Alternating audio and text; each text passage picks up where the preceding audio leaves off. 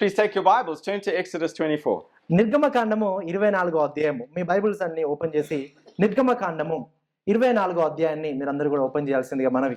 Exodus 24 is one of the most stunning moments in scripture. ఈ యొక్క నిర్గమకాండము మరి 24వ అధ్యాయం అనేది ఈ యొక్క లేఖనాల్లో ఉన్నటువంటి ఒక అద్భుతమైన ఘట్టాల్లో ఒకటి. As you have already seen from your studies through this passage, that God has spoken from Sinai, Mount Sinai. మీరు ఇదివరకే ప్రసంగాల్లో చూశారు, దేవాతి దేవుడు మోషేతో ఆ యొక్క సీనాయి పర్వతం నుంచి దేవుడు మోషేతో మాట్లాడడం మీరు చూశారు. Israel has heard his law. ఇశ్రాయేలు ప్రజలు దేవుని యొక్క ధర్మశాస్త్రాన్ని వాళ్ళు విన్నారు. Now the covenant must be sealed. వారు ఇప్పుడు దేవుని యొక్క మాటలు విన్నారు కాబట్టి ఆ యొక్క నిబంధనను స్థాపించడం ఉంది ఇప్పుడు. And in this chapter we see the heart of God. ఇప్పుడు ఈ యొక్క అధ్యాయంలో దేవుని యొక్క హృదయాన్ని మనం ఈ యొక్క అధ్యాయంలో మనం చూడబోతున్నాం. God calls, he covenants, and he communes. దేవుడు పిలుస్తాడు, నిబంధన చేస్తాడు, అదే విధంగా తన ప్రజలతో ఆయన సాంగత్యం చేస్తాడు. And what we see today is not just an ancient ritual. ఈ రోజు మనం చూడబోయేటువంటి వచన భాగాల్లో ఏదో పాతకాలపు ఆచారాన్ని మనం చూడడం లేదు. This passage is a preview of the gospel. ఇది ఒక సువార్తకు ఒక ముంగుర్తుగా ఉన్నది.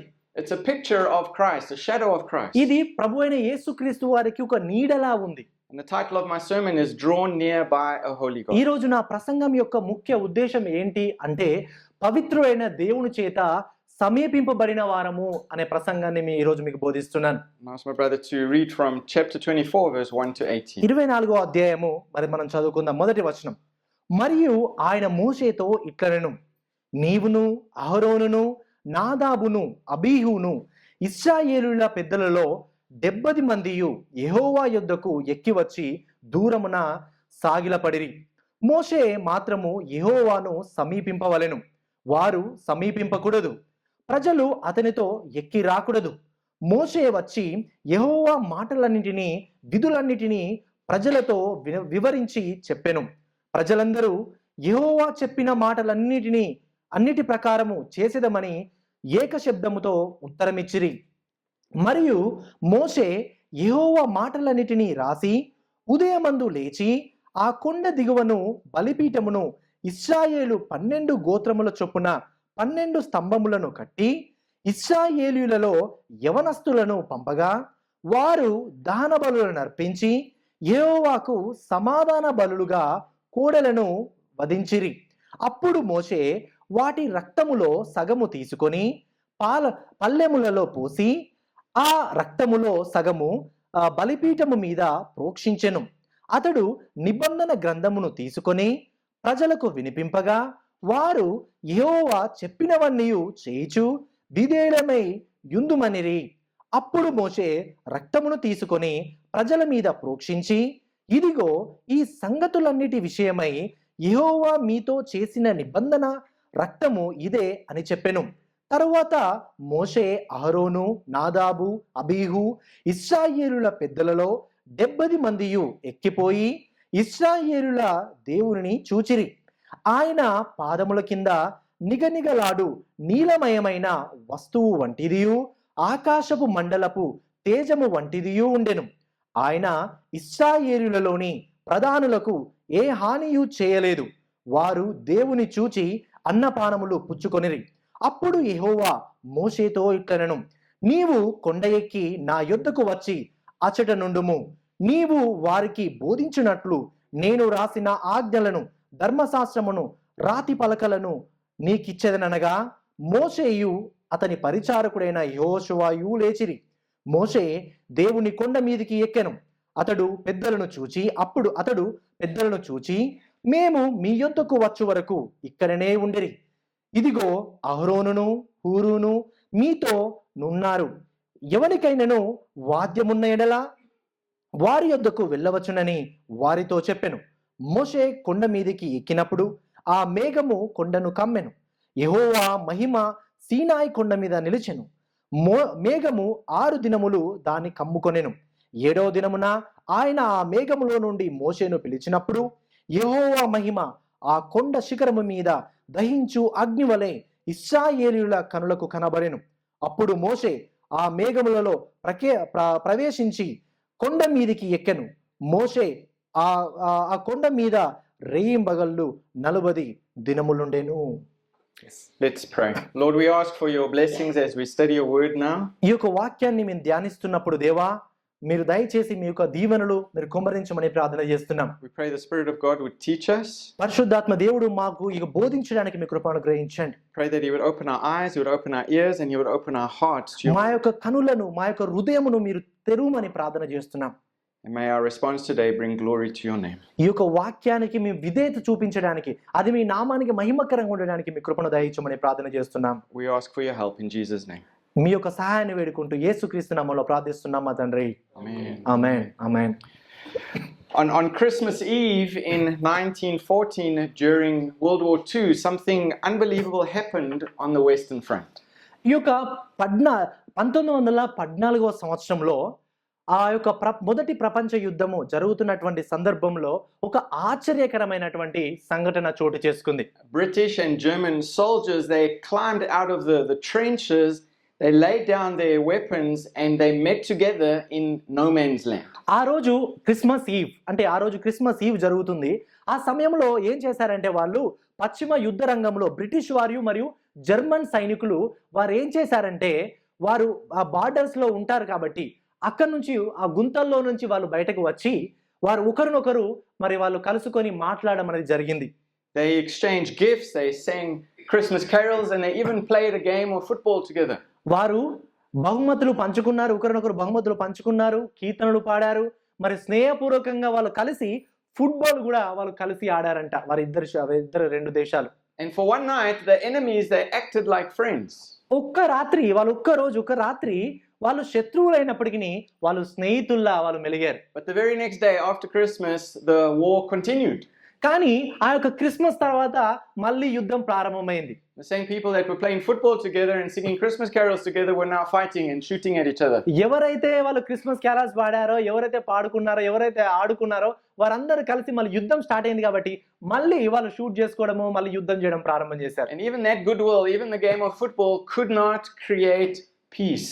ఆ యొక్క స్నేహభావకమైనటువంటి కార్యాలు గాని, పాటలు గాని, ఆ యొక్క ప్రేమగా మాట్లాడుకున్నటువంటి సందర్భాలు గాని వారి మధ్యలో నిజమైన శాంతిని తీసుకురాలేకపోయింది. Even though gifts were exchanged, there was no binding agreement, no lasting commitment, no covenant.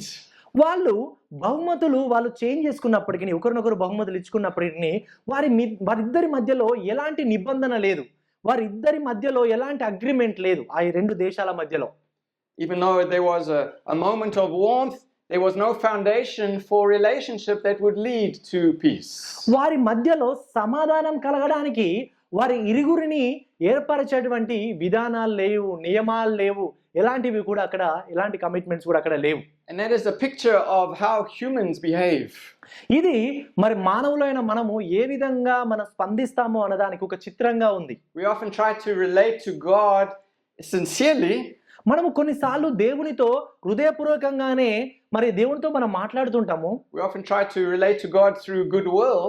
మనం కొన్నిసార్లు స్నేహపూర్వకంగానే మనము దేవునితో సంబంధాన్ని కలిగి ఉండడానికి మనం ప్రయత్నిస్తుంటాము. And even through moral efforts. కానీ మనం కొన్ని నైతికపరమైనటువంటి విషయాలు చేయడం ద్వారా కూడా దేవునితో సంబంధాన్ని కట్టుకోవడానికి మనం ప్రయత్నిస్తుంటాము. But peace with God cannot rest on feelings. కానీ దేవునితో సావాసం అనేది, దేవునితో సమాధానం అనేది మన భావాల మీద ఆధారపడి ఉండదు. In Exodus 24 is important for us to understand because of this. ఈ యొక్క నిర్గమకాండము ఈ యొక్క 24వ అధ్యాయం అనేది మనకు ఈ యొక్క విషయాన్ని అర్థం చేసుకోవడానికి మనకు సహకరిస్తుంది. And we learn today that God doesn't relate to humans based on just our feelings. మన యొక్క భావ ఉద్రేకాల మీద దేవుడు మరి ఆధారపడి ఉండడు. తనతో సంబంధాన్ని కట్టుకోవడంలో, సమాధానం ఏర్పడంలో మన యొక్క మరి భావాల మీద ఆయన నిర్ణయం ఆధారపడి ఉండడు. He relates to us something much stronger, which is the covenant. ఆయన దానికంటే గొప్ప విషయమైనటువంటి నిబంధన మీద ఆయన ఆధారపడి ఉంటాడు. Every covenant that God makes is sealed with blood and permanent. దేవుడు మనతో చేసినటువంటి ప్రతి ఒక్క నిబంధన కూడా రక్తముతో అది ప్రోక్షింపబడినటువంటి నిబంధన అది. Good intentions cannot bridge the gap between God and man. మంచి ఉద్దేశాలు దేవునికి మనుషునికి ఉన్న సంబంధాన్ని మరలా తిరిగి ఏర్పరచలేవు. But only God's covenant can. కానీ దేవుని యొక్క నిబంధన మాత్రమే మనుషుణ్ణి దేవుణ్ణి ఐక్యపరుస్తుంది. A blood-sealed commitment establishes a relationship between God and a holy God and a sinful people. రక్తంతో ప్రోక్షింపబడినటువంటి ఆ నిబంధన మాత్రమే పాపులమైన మనల్ని పరిశుద్ధుడైన ఆ దేవునితో నిబంధన సంబంధాన్ని ఏర్పరుస్తుంది. And the first point we see is in verse 1 to verse 2. ఈ రోజు మనం చూసినట్లయితే మొదటి పాయింట్ గా మనం చూస్తే మొదటి 2 వచనాల్లో మనం చూస్తుంటాం. మొదటి point We see here the call to approach. ఇది మొదటి పాయింట్ ఏంటి అని మనం చూస్తే దేవుని సమీపించడం కోసం పిలుపు. And if you see that the chapter opens with a divine calling, a divine summons. ఈ యొక్క మొదటి 2 వచనాల్లో మనం చూసినట్లయితే దేవుడు ఒక దైవికమైనటువంటి పిలుపుతో ఈ యొక్క అధ్యాయం అనేది ప్రారంభమవుతుంది. We see that in verse 1, come up to the Lord. చూడండి, మొదటి వచనంలో మనం చూసినట్లయితే ఆయన ఆ యొక్క సీనాయి పర్వతం మీదకి రమ్మని సమీపించమని ఆయన పిలుస్తున్నాడు మనం చూస్తుంటాం. But then look at verse 2. Notice the structure here. ఇక్కడ మనము 2వ వచనంలో చూస్తే అది ఏ విధంగా ఏర్పరచబడిందో మనం చూస్తుంటే We see Moses draws near. మోషే మాత్రం యెహోవాను సమీపిస్తున్నాడు. We see the elders come part way. కానీ పెద్దలు కూడా రావడానికి ప్రయత్నిస్తున్నారు. But then we see the people must remain at a distance. కానీ ప్రజలు మాత్రం అక్కడ నుంచి దూరంగా ఉండాలని దేవుడు ఆజ్ఞాపించాడు. And this is the structure of access to God, no? ఇది ఏంటనంటే దేవునితో మనకుండేటువంటి ఒక మాదిరికరమైనటువంటి ఆ యొక్క నిబంధనల గురించి తెలియజేస్తుంది, ఒక విధానం గురించి తెలియజేస్తుంది. This is not God being unkind, this is God being holy. దేవుడు వారి పట్ల దయ చూపించట్లేదు అని కాదు ఇక్కడ అర్థం. వారిని అక్కడ ఉంచి మోషేని మాత్రమే రమ్మనడం, పెద్దలను అక్కడ ఉంచడం, ప్రజలను దూరం ఉంచడం, అది దేవుడు వారి పట్ల దయ చూపించట్లేదని కాదు. కానీ దేవుడు పరిశుద్ధుడు అనే సత్యం మనకి అర్థం చేసుకోవాలి. And God desires his people to come near to him. దేవుని యొక్క ప్రజలు ఆయన దగ్గరికి రావాలని దేవుడు ఆశిస్తున్నాడు. But God defines the terms of approaching him. కానీ దేవుని యొక్క ప్రజలు ఆయన దగ్గరికి ఏ విధంగా రావడం అనేది ఆయన దేవుడే నియమ నిబంధనలను ఆయన ఏర్పరుస్తాడు. As you have seen, Mount Sinai is not a casual place. ఈ యొక్క సీనాయి పర్వతం అనేది అది ఏదో ఒక సాధారణమైనటువంటి ప్రదేశం కాదండి. Mount Sinai is a place of God's glory. అది ఒక సీనాయి పర్వతం అనేది దేవుని యొక్క మహిమతో కూడినటువంటి ఒక ప్రదేశం. And as we've already learned, these boundaries are not barriers to relationship with God. These boundaries are for God's people's protection. ఈ యొక్క సీనాయి పర్వతం పైకి ఎక్కి వెళ్లకుండా దేవుడు కొన్ని అడ్డంకు ప్రాకారములను ఆయన ఏర్పరిచాడు. ఆ ప్రాకారములు అనేవి ప్రజలను దూరంగా పెట్టడానికి కాదు, కానీ వారిని పరిశుద్ధులైన దేవుడి నుంచి వారిని కాపాడడానికి మాత్రమే ఆ యొక్క ప్రొటెక్షన్స్ అనే ఆ యొక్క ప్రాకారములు అనేది ఏర్పరచడం జరిగింది. And we see Moses uniquely standing between God and the people. ఇక్కడ మనం చూడండి, మోషే దేవునికి మరియు తన యొక్క ప్రజలకి మధ్యలో మోషే నిలబడ్డాడు. Moses is the mediator. మోషే అక్కడ ఒక మధ్యవర్తిగా ఉన్నాడు. He is the one who can go where other people cannot. ఆయన మోషే మాత్రమే వెళ్ళగలిగేటువంటి ఇతర ప్రజలు వెళ్ళలేనటువంటి ప్రదేశానికి మోషే మాత్రమే వెళ్ళగలడు. And we see from this that every human needs a mediator. ప్రతి ఒక్క మనిషికి కూడా మధ్యవర్తి అవసరం. ప్రతి ఒక్క మనిషికి మధ్యవర్తి అవసరం. We cannot approach God directly. He is holy. మనముగానే దేవుని ఎప్పటి కూడా మనం సమీపించలేం, ఎందుకంటే ఆయన పరిశుద్ధుడు. We cannot approach God on our own terms. మన సొంత నిర్ణయాలతోని, మన సొంత నిబంధనలతోని మనం దేవుని దగ్గరికి మనం వెళ్ళలేము. And here in these opening verses we see that the mountain is preaching the gospel to us before the gospel is even fully revealed. మనం ఈ యొక్క సీనాయి పర్వతం దగ్గర మనం చూసినట్లయితే సీనాయి పర్వతం దగ్గర ఒక గొప్ప సువార్త ప్రకటింపబడుతుంది. If you follow the news, you know the situation between North and South Korea. మనం న్యూస్ చూసినట్లయితే దక్షిణ మరియు ఉత్తర కొరియాల మధ్య మనకి ఎంత సీరియస్ గా గొడవలు జరుగుతుంటాయో మనకు తెలుసు. And the border between these two countries is known as the DMZ, the demilitarized zone. Demilitarize zone అని అంటారు. ఆ యొక్క 2 దేశాల మధ్య ఉన్నటువంటి ప్రదేశాన్ని డీమిలిటరైజ్ జోన్ అని అంటారు. It's one of the most restricted places on the earth. అది ఈ భూలోకంలోనే ఉన్నటువంటి చాలా restricted place. And visitors cannot just simply walk into South Korea or North Korea. ఎవరైనా మరి విహారయాత్రకు వచ్చిన వాళ్ళు కానీ ఎవరైనా విజిటర్స్ కానీ అక్కడికి వెళ్ళినప్పుడు ఆ యొక్క బార్డర్స్ ని వాళ్ళు సాధారణంగా దాటలేరు. వాళ్ళు even diplomats cannot enter alone. ఆ యొక్క ప్రభుత్వ అధికారులు కూడా వారుగానే వాళ్ళు వెళ్ళలేరు. They have to be escorted by authorized military guides. మిలిటరీలో ఉన్నటువంటి అధికారులు ఆ యొక్క వారి సెక్యూరిటీ వాళ్ళు ఎవరైతే ఉంటారో వాళ్ళ ద్వారా మాత్రమే, వాళ్ళు ముందుగా వెళ్తే వారి ద్వారా మాత్రమే ఎవరైనా ఆ బార్డర్ను దాటొచ్చు. And just as nobody strolls into the DMC on their own terms, ఎవరు కూడా ఆ యొక్క డిఎంసి అనే డిఎంజెడ్ అనేటువంటి దాన్ని ఎవరు కూడా దాటలేరు. no one strolls into the presence of a holy God. అలా అదే విధంగా ఏ విధంగా అయితే అలా దాటలేరో అదే విధంగా ఆ పరిశుద్ధుడైన దేవుని దగ్గరికి కూడా ఎవరు కూడా మనగానే ఎవరు కూడా రాలేరు. Access to God requires a mediator. దేవుని దగ్గరికి మనం సమీపించాలంటే మనకు మధ్యవర్తి అవసరం. Moses was the authorized mediator. అక్కడ ఆ సందర్భంలో మోషే వారికి దేవుని ద్వారా ఇవ్వబడినటువంటి మధ్యవర్తిగా మోషే అక్కడ ఉన్నాడు. Moses was the mediator for Israel, but we see in the New Testament Jesus is the mediator for us. ఇశ్రాయేలులకి మోషే మధ్యవర్తిగా ఉన్నాడు, కానీ నూతన నిబంధనలో మనకి ప్రభువైన యేసుక్రీస్తు వారు మధ్యవర్తిగా ఉన్నారు. Secondly, రెండోదిగా మనం చూద్దాం, we see from verse 3 to verse 8, 3 నుంచి 8 వచనం వరకు చూద్దాం. we see the covenant that is affirmed.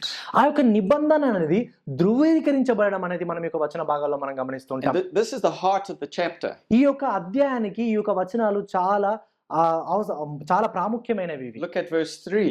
చూడండి 3వ వచనం. The Bible tells us Moses came and told the people all the words of the Lord and all the rules. మోషే వచ్చి యెహోవా మాటలన్నిటిని విధులన్నిటిని ప్రజలతో వివరించి చెప్పెను. Notice these are the words that are spoken, okay? ఈ యొక్క మాటలను గమనించండి, ఇవి దేవుని నోటి నుంచి వచ్చినటువంటి మాటలు. And the people respond.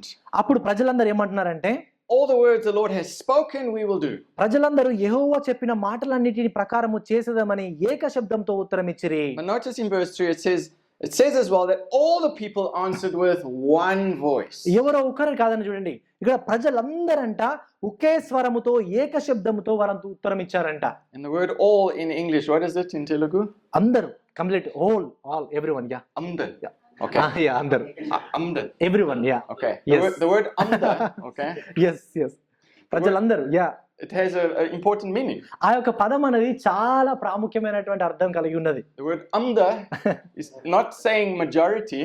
ఆ యొక్క అందరూ అని అంటే అర్థం ఏంటంటే ఎక్కువ మంది అని కాదు, కానీ ఇక్కడ the word amda means completely, okay? అందరూ అని అంటే ప్రతి ఒక్కరు అక్కడ ఉన్న ప్రజలందరూ అని అర్థం. అందరూ. Yes, okay, yeah. I'm sorry for no problem, yeah. The word simply means unanimous. It doesn't mean majority, it means unanimous. ఎక్కువ మంది అని కాదు ఇక్కడ, అక్కడ అందరూ ఏకాభిప్రాయంతో కలిగి ఉన్నారని. Everybody, ప్రతి ఒక్కరు answered with one voice. అందరూ కూడా ఏక శబ్దంతో సమాధానం ఇచ్చారు. Then notice verse 4. చూడండి 4వ వచనం. Moses writes down all the words of the Lord. These words are now written down, okay? మరియు మోషే యెహోవా మాటలన్నిటిని రాశాడని మనం విషయాన్ని చూస్తుంటాం మనం. When we lived in India, people like to tell stories. మేము భారతదేశంలో ఉన్నప్పుడు ప్రజల దగ్గరికి వచ్చి కథలు చెప్పడానికి ఎక్కువ ఇష్టపడేవారు. And stories would be handed down from generation to generation, no? వారి యొక్క పితరులు వాళ్ళకి ఏదైతే కథలు చెప్పారో, పెద్దలు ఏ కథలు చెప్పారో ఆ కథలని చెప్పడానికి ఎక్కువ ఇష్టపడుతుండేవాళ్ళు. Nothing would be written down, but they would send the stories by ear only, no? కానీ ఆ యొక్క కథలు అనేవి ఏది కూడా రాయబడి ఉండవు, కానీ జస్ట్ వాళ్ళు చెబుతూ ఉండేవాళ్ళు ఆ కథలని. The stories became so magnificent after some time, no? ఆ యొక్క కథలు రాయబడి లేకున్నా కూడా చాలా ఆశ్చర్యవంతంగా, చాలా అద్భుతంగా కథలు వినడానికి ఉంటాయి. And to avoid the stories being distorted, God writes them down, his words down. చూడండి, కథలు ఉంటే కథలు కలపడానికి అవకాశం ఉంటుంది, కథలు పోవడానికి అవకాశం ఉంటుంది, కానీ నిజంగా జరిగినటువంటి విషయాలను రాసుంటే అది ఎప్పటికి కూడా నిలిచిపోతుంది. అందుకని దేవుడు తన మాటలను రాయించాడు. God wants to make sure that his words aren't changed. ఆ యొక్క దేవుడు చాలా జాగ్రత్తగా ఆయన మాటలు ఏవి కూడా ఎవరు కూడా కలపకుండా ఉండడానికి, మారకుండా ఉండడానికి జాగ్రత్తగా ఆయన మాటల్ని ఆయన రాయించాడు. And his people can see in black and white that his covenant is not vague, it is very clear, okay? ఆయన నిబంధనలు అనేవి ఏదో లోపాలు ఉన్నాయని కాదు, కానీ ఆయన నిబంధనలు, ఆయన మాటలు అనేవి చాలా స్పష్టంగా ఉన్నాయి అనే విషయాన్ని తెలియజేయడానికి దేవుడు రాయించాడు. We see from verse 4 to 6 that sacrifices are offered here. మనము 4 నుంచి 5 వచనంలో చూస్తుంటే దహన బలులను అర్పించడం కూడా మనం చూస్తుంటాం. We see an altar is built. ఇక్కడ ఒక దహన బలిని నిర్మించడం మనం చూస్తుంటాం. We see the 12 pillars that represent the 12 tribes. అదే విధంగా ఇక్కడ 12 స్తంభములు 12 ఇశ్రాయేలుల యొక్క గోత్రములకు సాదృశ్యంగా ఉండడం మనం చూస్తుంటాం. We see burnt offerings and peace offerings are made. వారు ఆ యొక్క దహన బలులను వాళ్ళు అక్కడ సమాధాన బలులను వాళ్ళు ఏర్పరచడం, మరి వాళ్ళు చేయడం అనేది మనం చూస్తూ ఉంటాం. Notice there as well, blood is collected. Half is on the altar and then half is reserved. మనము చూస్తే రక్తమును కూడా వాళ్ళు కలెక్ట్ చేసి వారు సగము ఆ యొక్క పల్లెములో పెట్టడము, సగము ఆ యొక్క బలిపీఠం మీద ప్రోక్షించడం అనేది మనం ఇక్కడ చూస్తుంటాం. And notice in verse 5, these offerings were made to the Lord alone, it says. ఇక్కడ ఒక 5వ వచనంలో మనం చూసినట్లయితే చాలా జాగ్రత్తగా చూస్తే దహన బలులను అర్పించి యెహోవాకు అని ఉంది. అది యెహోవాకు అర్పించారని చాలా క్లియర్ గా రాయబడి ఉన్నది. They were not made to any other god. Remember the 10 commandments. చూడండి, వాళ్ళు ఇంకా ఏ దేవతలకు వాళ్ళు అర్పించలేదు. ఆ 10 ఆజ్ఞలు మనకు గుర్తున్నాయి కదా. సో దేవునికి మాత్రమే ఆరాధించాలి. God had commanded them to do this, and their obedience here is significant. దేవుడు వారికి ఆజ్ఞాపించాడు 10 ఆజ్ఞల్లో. అంత మాత్రమే కాదు, ఇక్కడ దానికి విధేయతగా వాళ్ళు చేయడానికి ఒక ప్రత్యేకమైనటువంటి విధులని దేవుడు వారికి అనుగ్రహించాడు. And then in verse 7 to 8 we see the covenant is sealed. 7 నుంచి 8 వచనాల్లో చూసినట్లయితే ఆ యొక్క నిబంధన ధృవీకరింపబడడం అనేది మనం చూస్తుంటాం. Moses reads the book of the covenant. అక్కడ మోషే ఆ యొక్క నిబంధన గ్రంథమును తీసుకొని ప్రజలకు వినిపించడం మనం చూస్తుంటాం. And the people pledge obedience. అప్పుడు ప్రజలు అక్కడ ఉన్న వాళ్ళందరూ కూడా మేము విధేయులమే ఉంటామని చెప్పారు. And then Moses sprinkles the blood on the people. అప్పుడు మోషే రక్తమును తీసుకొని ప్రజల మీద ప్రోక్షించాడు. And then look at verse 8. చూడండి 8వ వచనం. He says in verse 8, behold the blood of the covenant. అప్పుడు మోషే రక్తమును తీసుకొని ప్రజల మీద ప్రోక్షించి, ఇదిగో ఈ సంగతులన్నిటిని విషయమై యెహోవా మీతో చేసిన నిబంధన రక్తము ఇదే అని చెప్పెను. If you take notes in your Bible, you can underline that verse. చూడండి, మీరు బైబిల్లో మీరు చూసినట్లయితే దాన్ని మీరు అండర్లైన్ చేసుకోవచ్చు ఆ మాటని. Because this is important. అది చాలా ప్రాముఖ్యమైనటువంటి మాట. This is the moment the relationship between God and his people is sealed. ఇది చాలా ప్రాముఖ్యమైనటువంటి మాట అండి. ఎందుకంటే ఈ సందర్భంలో దేవుని యొక్క ప్రజలకి దేవునికి ఉన్నటువంటి ఆ యొక్క నిబంధన అనేది ధృవీకరించబడినది. And we see Moses taking half of the sacrificial blood and putting it on the altar, throwing it on the altar. ఇది ఒక సగము ఆ యొక్క రక్తము తీసుకొని సగము అనేది ఆ యొక్క బలిపీఠం మీద ఆయన ప్రోక్షించడం మనం చూస్తుంటాము. Which represents the presence of the Lord. ఆ యొక్క అలా ప్రోక్షించడం అనేది దేవుని యొక్క సన్నిధి గురించి మనకు తెలియజేస్తుంది. And in verse 8 he takes the other half of the blood and he sprinkles it on the people. మనము 8వ వచనంలో చూస్తుంటే ఇంకా మిగతా రక్తము సగం రక్తము ప్రజల మీద ఆయన ప్రోక్షించాడని మన విషయం చూస్తుంటాం. And in this way both sides of the covenant were marked with blood. చూడండి, ఈ విధంగా చేయడం ద్వారా దేవునికి ప్రజలకు మధ్య ఆ రక్త ప్రోక్షణతో కూడినటువంటి నిబంధన స్థాపించబడడం మనం ఇక్కడ గమనిస్తూ ఉంటాం. The ritual was powerful. ఇప్పుడు వాళ్ళు చేసినటువంటి ఆ యొక్క పద్ధతి, ఆ యొక్క ఆచారము చాలా శక్తివంతమైనది. And it represented that the covenant was sealed in blood by God and for his people. ఇది దేవుడు చేసినటువంటి ఒక నిబంధన, రక్తంతో కూడినటువంటి ప్రోక్షణ నిబంధన చేసినటువంటి కార్యము దేవునికి మరియు ప్రజలకు ఉన్నటువంటి ఒక అత్యున్నతమైన సంబంధాన్ని స్థాపింపజేస్తుంది. And in order for God's covenant to be sealed, to be valuable, it had to be sealed in blood.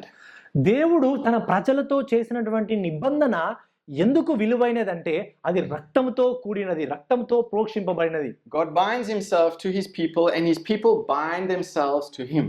So దేవుడు తన ప్రజలకు నిబంధన ఏర్పరిచాడు, నిబంధనను స్థాపించాడు. అదేవిధంగా తన ప్రజలు కూడా దేవునితో నిబంధనను వాళ్ళు స్థాపించారు. But we also see that the blood is significant because it shows that sin must be dealt with for a relationship to be possible with God. ఇక్కడ మనం చూసినట్లయితే ఈ యొక్క వచన భాగాల్లో మనం చూస్తే ఈ యొక్క రక్త ప్రోక్షణ అనేది చాలా అవసరం. ఎందుకనంటే దేవునికి మనుషులకు మధ్య ఉన్నటువంటి సంబంధం తిరిగి ఏర్పరచబడాలంటే, నిబంధన ఏర్పరచబడాలంటే రక్తము చిందించబడాలి అనే సత్యాన్ని మనం ఇక్కడ చూస్తుంటాం. A covenant cannot be sealed by goodwill alone. ఈ యొక్క నిబంధన అనేది కేవలము ప్రేమపూర్వకమైన లేకపోతే స్నేహపూర్వకమైనటువంటి భావాల చేత స్థాపించబడదు. Some of you may have bought a house back home. మీరు ఇండియాలో మరి ఉన్నప్పుడు మీరు బహుశా ఎవరైనా మీరు ఇల్లు కొంటే, but if not, imagine the process.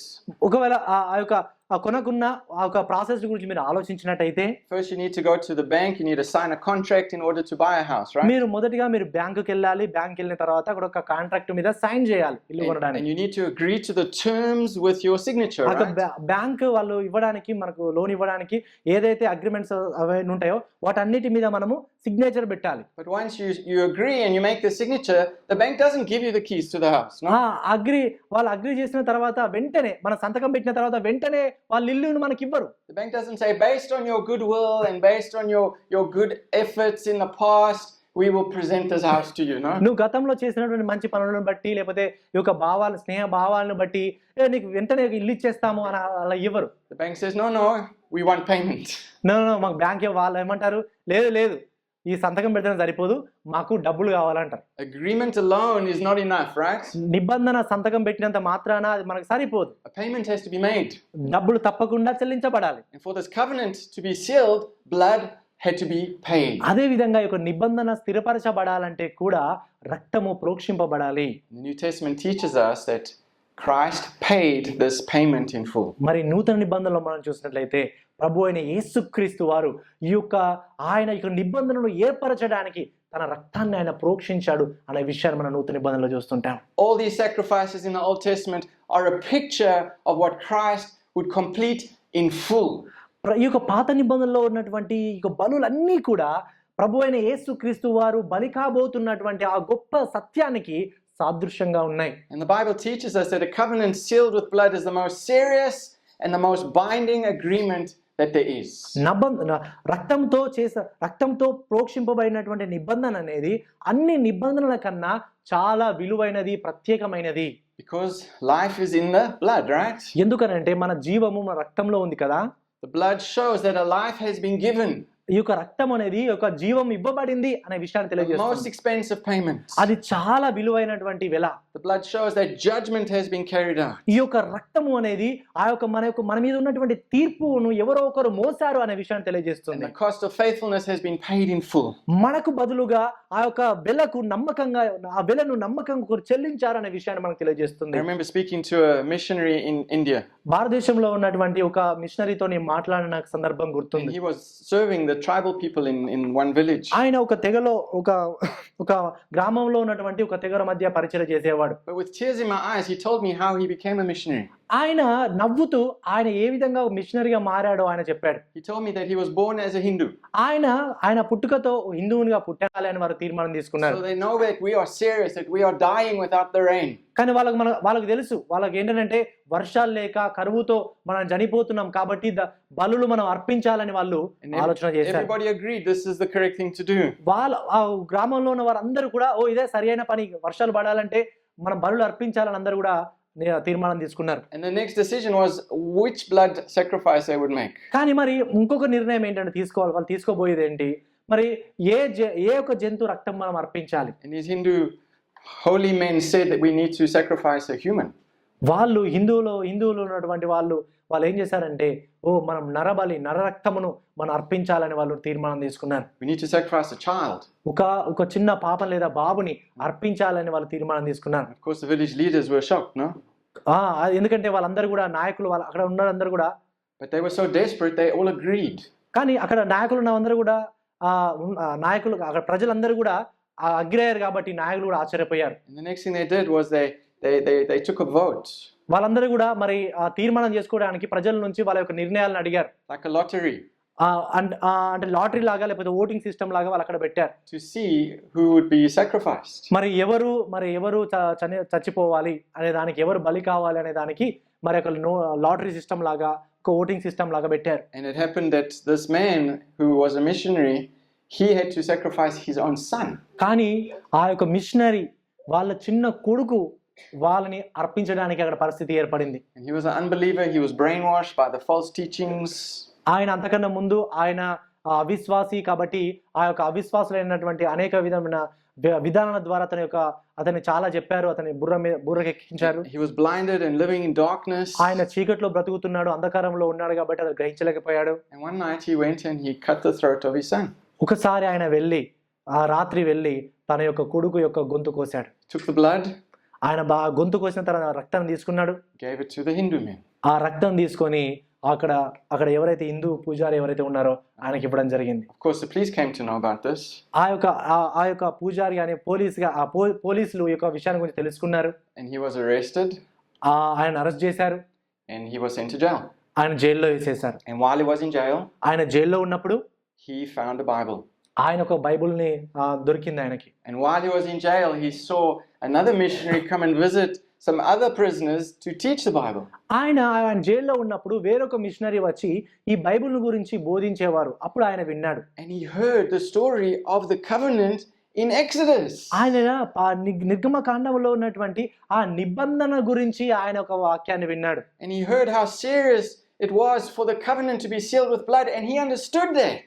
ఈ యొక్క నిబంధనను స్థాపించడంలో రక్త ప్రోక్షణ ఎంత అవసరమో ఆయన తెలుసుకున్నాడు అక్కడ. But then he heard the missionary say that Christ has fulfilled the covenant with his blood. కానీ ఆ యొక్క మిషనరీ ఏమని చెప్పాడంటే ప్రభు అయిన యేసుక్రీస్తు వారు ఆ యొక్క రక్త ప్రోక్షణ ఆయన నిబంధనను స్థాపించడానికి ప్రభు అయిన యేసుక్రీస్తు వారే ఆ రక్త ప్రోక్షణను చేశాడు అనే సత్యాన్ని అతడు విన్నాడు. In order for sin to be forgiven, Christ gave his life as a sacrifice for the sins. మన పాపాలు క్షమించబడడానికి మనకు పాప క్షమాపణ దొరకడానికి ఆ ప్రభు అయిన యేసుక్రీస్తు వారు తన రక్తాన్ని ప్రోక్షించాడు అనే సత్యాన్ని విన్నాడు. And he repented of his sins. తన పాపాలను ఆయన అక్కడ ఒప్పుకున్నాడు. And he cried out to God for forgiveness. దేవా నన్ను క్షమించు అని ప్రార్థన చేశాడు. And now he serves God with all of his life. కానీ ఇప్పుడు తన మిగిలిన జీవితం అంతా ఆ యొక్క దేవుని యొక్క పరిచర్యను చేస్తున్నాడు. But if only somebody had come earlier and told him, no?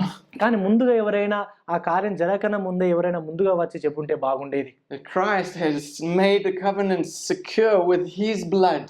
ప్రభు అయిన యేసుక్రీస్తు వారు తన యొక్క సొంత రక్తం ద్వారా ఆ యొక్క నిబంధనను ఆయన స్థాపించాడు. And only the blood of Christ ఆ ప్రభు అయిన యేసుక్రీస్తు ద్వారా మాత్రమే మనకు రక్షణ. satisfies God's justice. దేవుని యొక్క ఉగ్రతను సమాధానపరచాలంటే దేవుని యొక్క రక్తం మాత్రమే Only the blood సమాధానపరుస్తుంది. of Christ దేవుని యొక్క రక్తం ప్రభు అయిన యేసుక్రీస్తు వారి యొక్క రక్తం మాత్రమే secures covenant blessings for his people. నిబంధన వల్ల వచ్చేటువంటి ఆశీర్వాదాలను మనకు అనుగ్రహిస్తుంది. Christ's death is the complete and final payment that all early sacrifices pointed us towards. ప్రభు అయిన యేసుక్రీస్తు వారి యొక్క ఆ యొక్క రక్త ప్రోక్షణ ఆ యొక్క బలి అనేది పాత నిబంధనలో చేసినటువంటి బలులన్నిటినీ ఆయన ఫుల్ఫిల్ చేసింది. సాదృశ్యంగా ఉన్నాయి పాత నిబంధనలో ఉన్న బలులు, కానీ క్రీస్తులో అవన్నీ కూడా సంతృప్తి చేయబడ్డాయి. Which leads to my last point. ఇది మనము చివరి పాయింట్ మనం ఆలోచన చేద్దాం. We see from verse 9 to 18. మనము ఆ యొక్క 9 నుంచి 18 వచనాల వరకు మనం చూస్తుంటాం. We see the communion that is enjoyed. ఆ యొక్క దేవునికి ప్రజల మధ్యలో ఉన్నటువంటి ఆ సామూహిక సంబంధాన్ని గురించి మనం చూస్తూ ఉంటాం. And something here amazing happens. ఇప్పుడు ఒక అద్భుతమైన ఆశ్చర్యకరమైనటువంటి సంఘటన చోటు చేసుకుంది. We see from verse 9 to 11 that the leaders see God. 9 నుంచి ఆ యొక్క 11 వచనాల్లో మనం చూసినట్లయితే మోషే అహరోను నాదాబు అబీహు ఇశ్రాయేలుల పెద్దలలో 70 మంది ఎక్కిపోయిరి. The leaders are saying to God. వాళ్ళు ఎక్కిపోయారు దేవుని దగ్గరికి. They see God fully. No, they see that God of Israel not fully but truly. ఇశ్రాయేలుల దేవుని వాళ్ళు చూచిరి. ఆయన పాదముల కింద నిగనిగలాడు నీలమయమైన వస్తువు వంటిదియు ఆకాశ మండలపు తేజము వంటిదియు ఉండెను.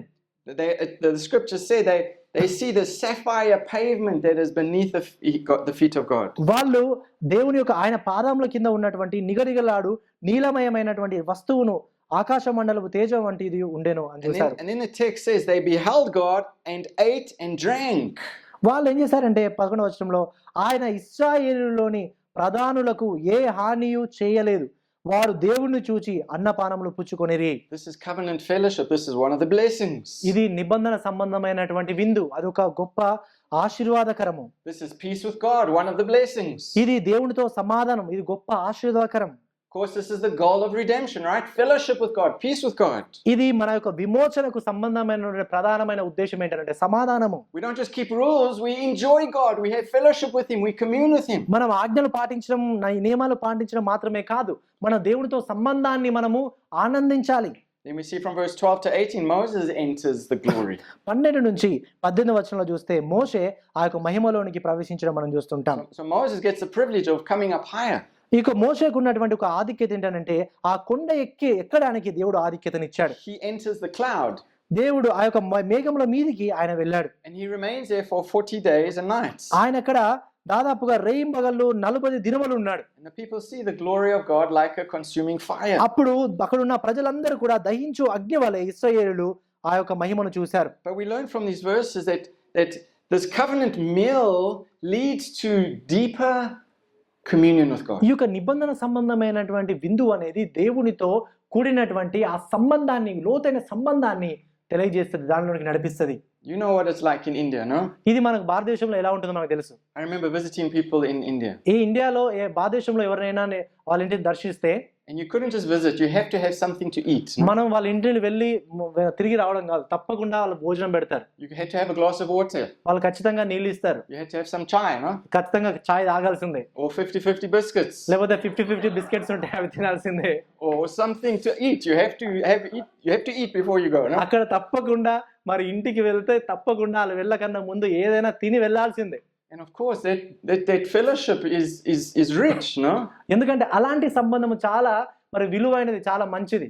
And here we see this fellowship happening.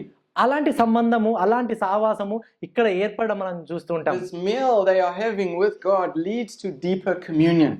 ఇశ్రాయేలు ప్రజలు దేవునితో చేస్తున్నటువంటి ఆ నిబంధన బిందు అనేది దేవునితో వారికి ఉన్నటువంటి సంబంధాన్ని ఇంకా లోతుగా తెలియజేస్తుంది. And all of this points us to Christ. ఇవన్నీ విషయాలు కూడా మనకు ప్రభువైన యేసుక్రీస్తు వారికి సాదృశ్యంగా తెలియజేస్తున్నాయి. Christ is the greater mediator who not only enters God's presence but he brings us with him. మన ప్రభువైన యేసుక్రీస్తు వారికి మనకు ఒక గొప్ప మధ్యవర్తి.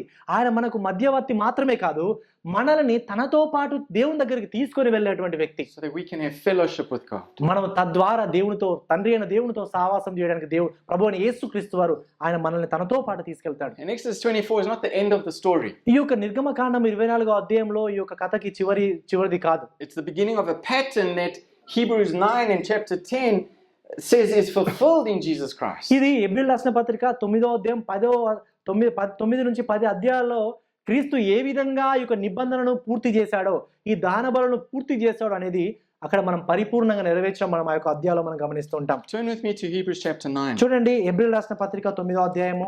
I know you read some of this morning. ఇంతకన్నా ముందు ఈ యొక్క ఉదయం మీరు కొన్ని చదవారని నేను నమ్ముతున్నాను. But it's important you see this again.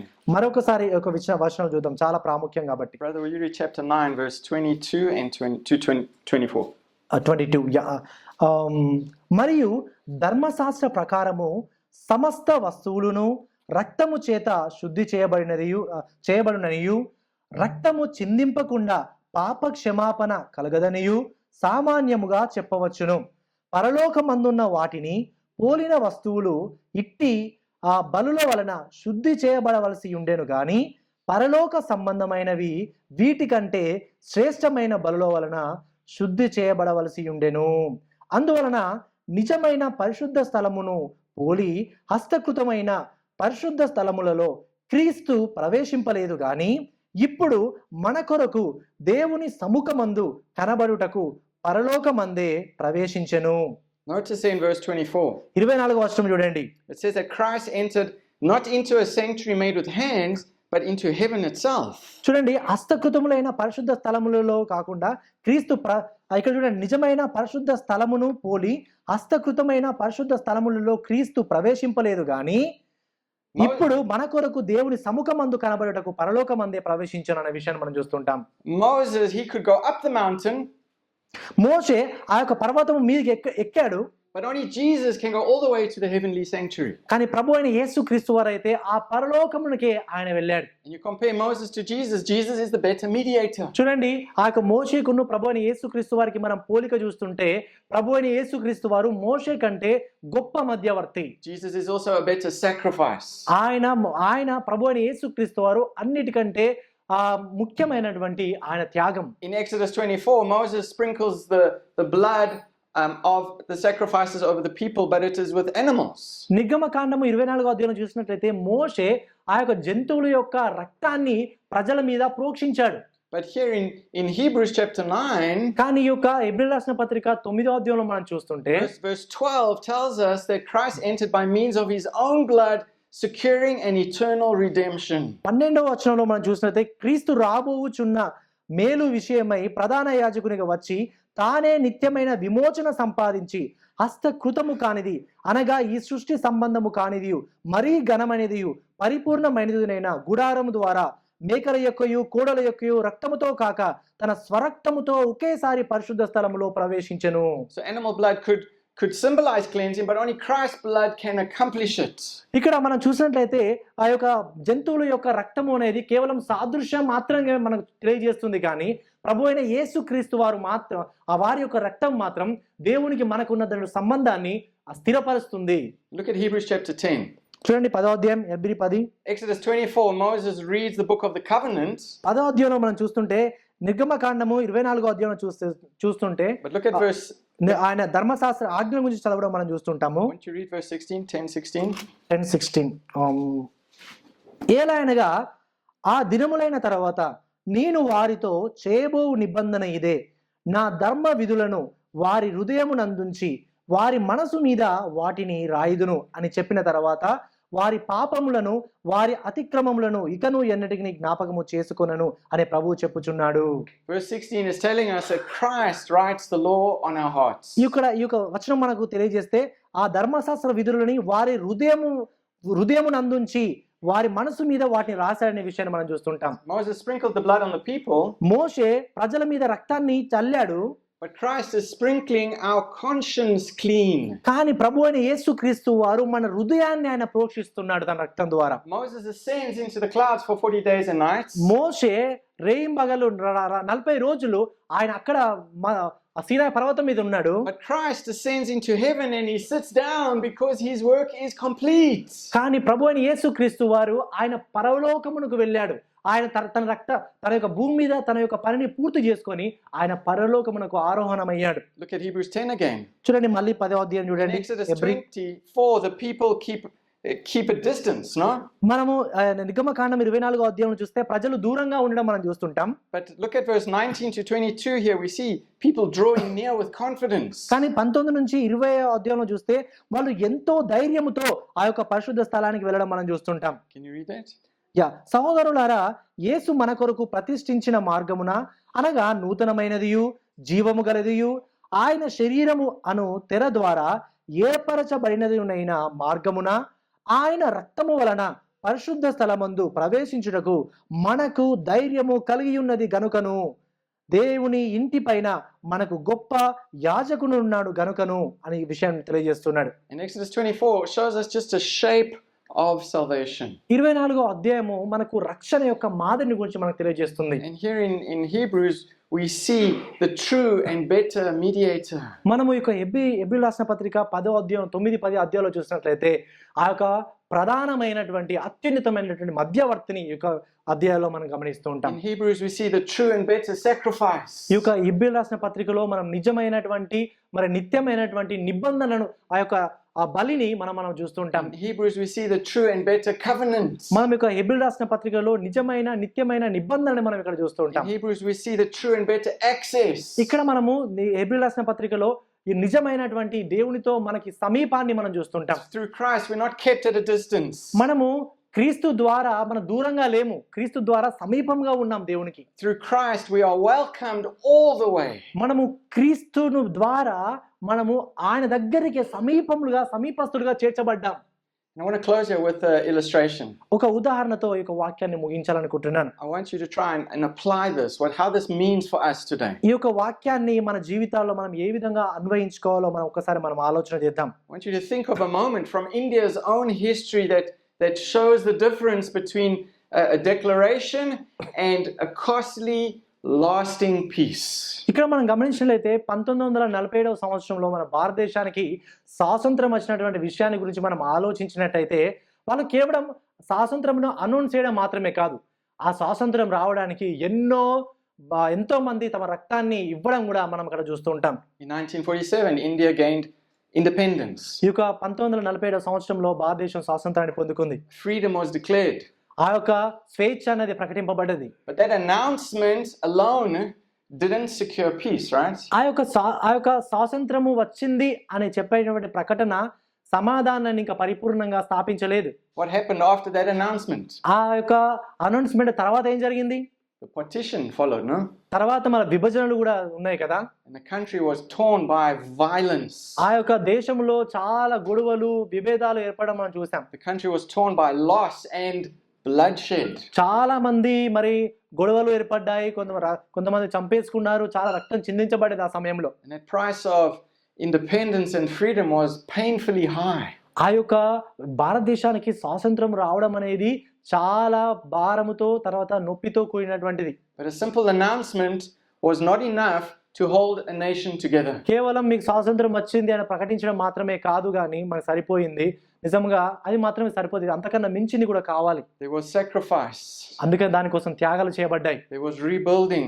దానికోసం మరలా తిరిగి ఆ దేశాన్ని కట్టడానికి మరి పనులు చేశారు. And the commitment that was sealed in the lives of many people. దాన్ని బట్టి చాలా మంది ఒక నిబంధన కమిట్మెంట్ గా తీసుకొని ఆ యొక్క దేశాన్ని మరి కట్టడానికి మరి ముందుకు వచ్చారు. And that's a human example. అది ఒక మనుషుల యొక్క ఉదాహరణ అది.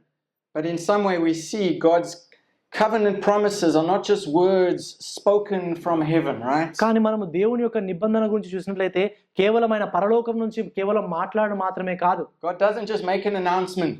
ఏదో జస్ట్ పరలోకం నుండి ఆయనకు మీకు జస్ట్ ప్రకటన చేశాడు మాత్రమే కాదు ఇక్కడ. His commitment, his covenant is secured by his son's blood. ఆయన నిబంధన, ఆయన యొక్క కమిట్మెంట్ ఏంటనంటే తన నిబంధనని, తన ఒప్పందాన్ని తన ప్రియ కుమారుడైనటువంటి యేసుక్రీస్తు ద్వారా తన నిబంధన ఆయన స్థాపించాడు. At Sinai it was the blood of animals, but the New Testament it was the blood of Christ. ఆయన సీనాయి పర్వతం మీద ఒక జంతు రక్తం, కానీ ఇక్కడ మనం చూసినట్లయితే కల్వరిలో క్రీస్తు యొక్క రక్తం మనం చూస్తుంటాం. Because of his sacrifice, ఆయన యొక్క కార్యం ద్వారా, బలి ద్వారా the peace that God offers దేవుడు మనకు సమాధానం ఇచ్చాడు, శాంతిని ఇచ్చాడు. is not a fragile peace. ఈ యొక్క శాంతి గాని సమాధానం గాని తొందరలో గతించిపోయేదో లేకపోతే బలహీనమైనదో కాదు. It is not a temporary peace. ఇది కొంతకాలం ఉండేది మాత్రమే కాదు.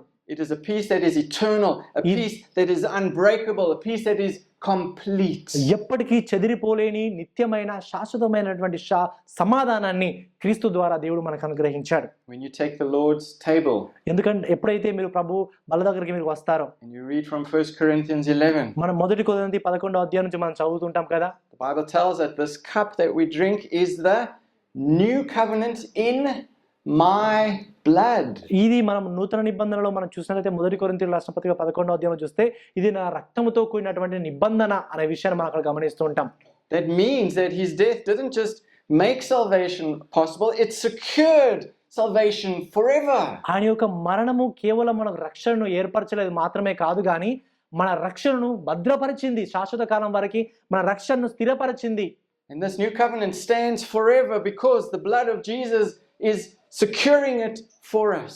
ఈ యొక్క నిబంధన, ఈ నూతన నిబంధన అనేది శాశ్వత కాలం ఉంటుంది. ఎందుకంటే గొర్రెపిల్ల అయినటువంటి ప్రభు అయిన యేసుక్రీస్తు వారి యొక్క రక్తము ఆ యొక్క నిబంధనని స్థిరపరుస్తుంది. And that means you can rest. మరి దాన్ని బట్టి, ఆ గొప్ప సత్యాన్ని బట్టి మనం క్రీస్తునందు విశ్రాంతి పొందవచ్చు. And that means you can trust. మనం దాన్ని బట్టి మనం క్రీస్తు యందు విశ్వాసం ఉంచవచ్చు. And it means you can draw near. దాన్ని బట్టి మనం తండ్రి అయిన దేవునికి సమీపంగా మనం రావచ్చు. Now, I'm going to bring this together, okay? మీవన్నీ విషయాలు కూడా ఒకసారి మరలా మీకు I'm తెలియజేయాలనుకుంటున్నాను. going to make one more application here మరి ఒక మీకు అన్వయింపు గురించి తెలియజేయాలనుకుంటున్నాను. for us as a church. మరి సంఘముగా మనం చేయాల్సింది ఏంటి? If God's covenant promises are secured by the blood of Christ, then we cannot treat his church lightly. మరి క్రీస్తు యొక్క రక్తము ద్వారా ప్రోక్షింపబడినటువంటి సంఘంని మనము లైట్ గా తీసుకోవద్దు, సులువుగా తీసుకోవద్దు. A blood-bought covenant creates a blood-bought people. ప్రియులారా, ప్రభు అయిన యేసు క్రీస్తు యొక్క రక్తము వెల చెల్లించి తన ప్రజలను కొన్నాడు, సంఘాన్ని ఏర్పరిచాడు. కాబట్టి మనం అందరం కూడా తన రక్తము వెల పెట్టి కొన్నటువంటి నిబంధన సంబంధమైనటువంటి ప్రజలం. If Christ shed his blood to make us his people, మనం అందరం కూడా దేవుని పిల్లలము కావడానికి ప్రభు అయిన యేసు క్రీస్తు ద్వారా తన రక్తాన్ని చిందిస్తే, then we must take seriously what he takes seriously. ఆయన ఈ విషయం పట్ల చాలా శ్రద్ధ కలిగి ఉన్నాడు కాబట్టి మనము కూడా ఈ విషయం పట్ల చాలా శ్రద్ధ కలిగి ఉండాలి. And he shed his blood for the church. తాను తన యొక్క సంఘం కోసం తన రక్తాన్ని చిందించాడు. He didn't shed his blood for the government. ఆయన తన రక్తాన్ని యొక్క ప్రభుత్వం కోసం చిందించలేదు. He didn't shed his blood for the family. ఆయన తన రక్తాన్ని మన కుటుంబం కోసం ఆయన చిందించలేదు. As important as it is, the scriptures tell us Christ gave his life for the church. He shed his blood for the church. ఆయన బైబిల్లో మనం చూసినట్లయితే ప్రభు అయిన యేసుక్రీస్తు వారు తన సంఘం కొరకు తన రక్తాన్ని చిందించాడు అనే విషయాన్ని మనం చూస్తుంటాం. That means we need to take the church seriously. అందుకని మన సంఘాన్ని మనం చాలా సీరియస్ గా తీసుకోవాలి. We don't drift in and out of church life casually. మనము చర్చిలో ఉన్నటువంటి చర్చిలో చాలా సాధారణంగా సులువుగా మామూలుగా ఉండకూడదు. We don't treat church membership like a gym contract, no? మనము సంఘ సభ్యత్వాన్ని ఏదో మన జిమ్లో మనం జిమ్లో మనం మెంబర్షిప్ తీసుకున్నట్టుగా అంత లైట్ గా మనం తీసుకోవద్దు సంఘ సభ్యత్వాన్ని. Most people have signed up for gym on the 1st of January, no? మనము జనవరి మొదటి రోజు జిమ్లో సబ్స్క్రిప్షన్ తీసుకుంటారు. It's now end of February and I'm sure the people are not coming to gym, no? చాలా మంది ఇప్పుడు ఫిబ్రవరి వచ్చేసింది కాబట్టి ఇదివరకే మర్చిపోయి ఉంటారు కొంతమంది ఆ gym We subscription. don't treat church like that. కానీ సంఘ సభ్యత్వాన్ని మనం అలా తీసుకోవద్దు. We don't disappear for months without accountability. సంఘానికి రాకుండా సోదరులతో సహవాసం చేయకుండా కొన్ని రోజులు ఎవరు కనబడకుండా ఉండకూడదు. Instead, we commit to one another the way Christ committed himself to us. ప్రభు అయిన యేసుక్రీస్తు వారు మనకు ఏ విధంగా అయితే తను అప్పగించుకున్నాడో మనం కూడా మన సంఘ సభ్యుల పట్ల మనం ఇతరులకు అప్పగించుకోవాలి. We show up, we gather, మనం తప్పకుండా మనము సంఘానికి రావాలి, కనబడాలి. we serve, మనం సంఘంలో సేవ చేయాలి. we forgive, మనం సంఘంలో ఉన్న వారిని క్షమించాలి. we pursue holiness together. మనం అందరం సంఘముగా కలిసి పరిశుద్ధతను మనము అన్వయించాలి. We practice meaningful membership. మనము అర్థవంతమైనటువంటి సంఘ సభ్యత్వాన్ని మనం పాటించాలి. We don't just have our names on a list, but we actually know each other and we are known by each other. కానీ సంఘ సభ్యత్వంలో కేవలం మన పేర్లు నమోదు చేయబడడం మాత్రమే కాదు, సంఘ సభ్యత్వంలో ఉన్నటువంటి ఎవరైతే ఉన్నారో వారందరి పేర్లు మనకు తెలిసి ఉండాలి, మన పేరు కూడా ఇతరులకు తెలిసి ఉండాలి. We love each other, we call each other, we pray for each other, we laugh with each other, we cry with each other. మనం ఒకరికొకరు ప్రార్థన చేయాలి, ప్రోత్సహించుకోవాలి, అందరం కలిసి నవ్వాలి, అందరం కలిసి ఏడవాలి, అందరం కలిసి సహవాసం చేయాలి. We practice loving church discipline. మనము అదే విధంగా సంఘంలో కూడా మరి ప్రేమపూర్వకమైనటువంటి క్రమశిక్షణ కూడా మనం చేయాలి. Because Christ's blood makes sin serious and reconciliation possible. ఎందుకు అనంటే సంఘంలో ఎవరైనా పాపం చేస్తుంటే, విభజనల కోసమైనా ఏదైనా సంఘంలో ఏదైనా పాపం చేస్తుంటే ఆ పాపం కోసం క్రీస్తు మరణించాడు కాబట్టి ఆ పాపాన్ని మనం సంఘముగా క్రమశిక్షణ చేయాలి. ఎందుకంటే ఆ పాపములు క్రీస్తు మరణించడానికి కారణమయ్యాయి కాబట్టి. We guard the gospel. మనం అందుకనే సువార్తను మనం అందరం కూడా కలిసి దాన్ని మనం ప్రొటెక్ట్ చేయాలి, గాడ్ చేయాలి. We protect the unity. మనం అందుకనే సంఘంలో ఐక్యతను మనం కాపాడుకోవాలి, ప్రయాసపడాలి. And we invest in each other's spiritual growth. ఒకరి యొక్క జీవితంలో, ఒకరి యొక్క ఆత్మీయ జీవితంలో కొరకు మనం పాటుపడాలి. A blood-bought covenant creates a blood-bought people. రక్తం ద్వారా ప్రోక్షింపబడిన నిబంధన అనేది రక్తంతో ప్రోక్షింపబడిన ప్రజలను తయారు చేస్తుంది. And that means the local church must be a place where covenant love is shown. అందుకనే మన యొక్క స్థానిక సంఘంలో నిబంధన సంబంధమైనటువంటి ప్రేమను మనం చూపించాలి. And that means the local church must be a place where covenant commitment is shown. అందుకనే మనము ఈ యొక్క నిబంధనలో ఉన్నటువంటి ఆ ఒప్పందాలు, ఆ తీర్మానాలు ఏవైతే ఉన్నాయో వాటన్నిటి కూడా మన స్థానిక సంఘంలో మనం చేయాలి. And a church shaped by the gospel must reflect Jesus. సువార్త ద్వారా మన సంఘము కట్టబడినదైతే క్రీస్తునందు మనం అందరం కూడా ధ్యానం ఉంచాలి. A church shaped by the gospel must reflect the amazing covenant that has been bought by Jesus' blood. సువార్త ద్వారా మనము కట్టబడిన వాళ్ళమైతే క్రీస్తు యొక్క రక్తం ద్వారా ఏర్పరిచిన సంఘముగా మనం ఉండాలి. And Christ didn't shed his blood so that we can drift through the Christian life as consumers and spectators. ఏదో మనం సంఘానికి వచ్చి వెళ్ళడానికి, ఏదో మామూలుగా క్రైస్తవులు ఉండడానికి క్రీస్తు మన కొరకు తన రక్తాన్ని చిందించలేదు. He shed his blood to make us a committed, accountable, holy people who belong to him and to each other. క్రీస్తు మన కొరకు ఎందుకు వెల చెల్లించాడంటే మనము బాధ్యతతో కూడినటువంటి నిబంధన సంబంధమైన స్థానిక సంఘ సభ్యులుగా ఉండి మనము అలాంటి కమిట్మెంట్తో బ్రతకాలని, అదేవిధంగా మనము దేవునికి సంబంధించిన వాళ్ళమని, తన సంఘానికి సంబంధించిన వాళ్ళమని తెలియజేయడానికి క్రీస్తు మన కొరకు మరణించాడు. And Exodus 24 teaches us that we are to live like a covenanted community. నిర్గమకాండం 24వ అధ్యాయంలో మనం చూసినట్లయితే నిబంధన సంబంధమైన ప్రజలుగా బ్రతకాలని ఒక వాక్యం మనకు తెలియజేస్తుంది. Devoted to God's word. దేవుని యొక్క వాక్యానికి మనం అప్పగించుకోవాలి. Devoted to his covenant. దేవుని యొక్క నిబంధన సంబంధమైన దాని మీద మనం ధ్యానం ఉంచాలి.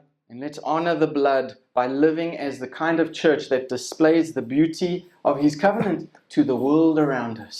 దేవుని యొక్క నిబంధనలో ఉన్నటువంటి గొప్ప సత్యాల యందు మనము దృష్టి ఉంచి కేంద్రీకరించి మన సంఘ జీవితంలో మనం ఎదుగుతూ మనం చూస్తున్నటువంటి లోకం వాళ్ళు కూడా క్రీస్తును తెలుసుకోవడానికి, క్రీస్తు యొక్క ప్రేమను, నిబంధన సంబంధమైనటువంటి ఆ యొక్క ప్రేమ త్యాగముల గురించి ఈ యొక్క లోకానికి మనం చాటి చెప్పుదాం. And as we live out this covenant together as a community, ఈ యొక్క నిబంధనను మనం అందరం సంఘముగా కలిసి బ్రతుకుతున్నప్పుడు, పాటిస్తున్నప్పుడు, may people still in darkness see the glorious Jesus that saves and secures. ఇంకా గాఢంధకారంలో ఉన్నటువంటి ప్రజలు క్రీస్తు యొక్క ప్రేమను చూడడానికి, ఆయన రక్షించేటువంటి శక్తిని చూడడానికి, వాళ్ళు మన ద్వారా మనం ప్రభువును తెలుసుకోవడానికి మనం వాళ్ళ జీవితాలు మనం వెలుగుగా ఉండాలి. Let's pray. ప్రార్థన చేద్దాం.